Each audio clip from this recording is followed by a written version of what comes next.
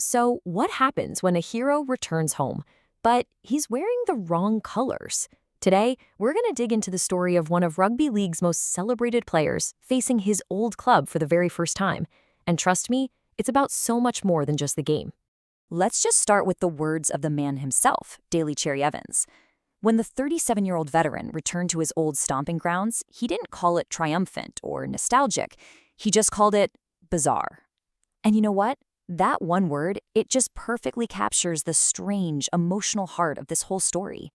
I mean, that's the real question here, isn't it? This isn't just about X's and O's or team lists. This is about psychology, loyalty, and all the messy human emotions that play out on the biggest stage. How does a player, a team, and an entire fan base even begin to handle a moment like this? To really understand that feeling, let's explore the internal conflict of a player who's caught right between his past and his present.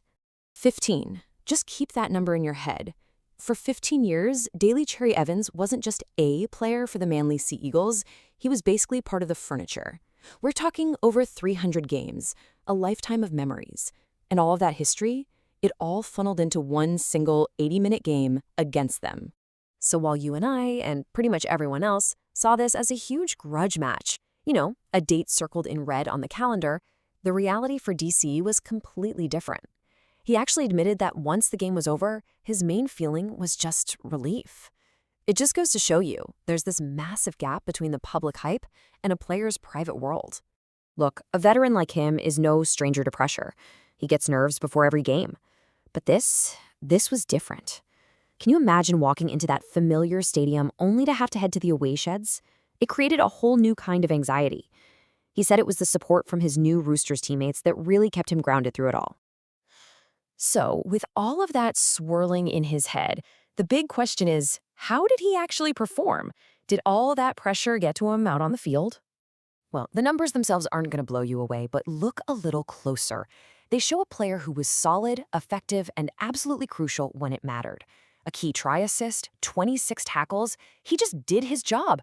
He wasn't some passenger overwhelmed by the moment. No, he was a key contributor to his new team's victory. But doing his job meant facing the very fans who used to scream his name. And yeah, the Manly faithful, they did not hold back. The atmosphere was charged. There were creative heckles, and he even mentioned a pretty red-hot sign on the hill waiting just for him. And his response to all that hostility? Just pure battle-hardened professionalism. I've copped worse.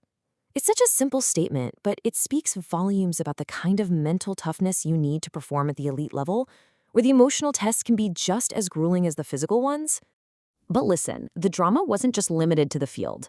As if a legend's return wasn't enough, his old club, Manly, was going through its own absolutely chaotic ordeal at the same time, a true coaching crucible. Just take a look at this timeline. It's wild.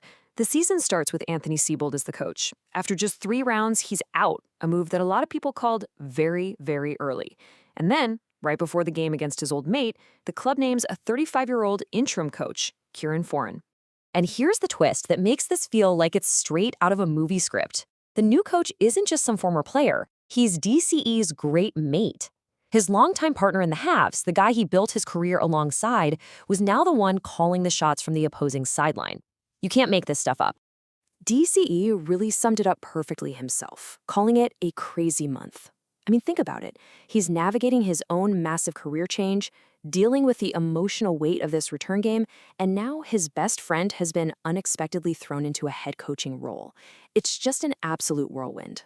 So when you combine the player, the performance, the hostile crowd, and all the coaching chaos, it becomes crystal clear. This was never, ever just about a game of footy.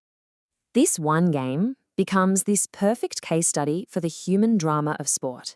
You see DCE navigating this profound personal change. You see that blurry line between friendship and professional rivalry with Kieran Foran.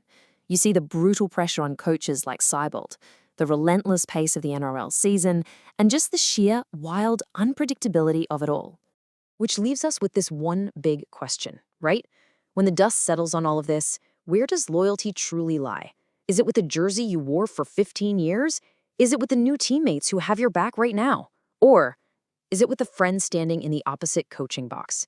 It's a question with no easy answer, And honestly, that's what makes these stories so incredibly compelling.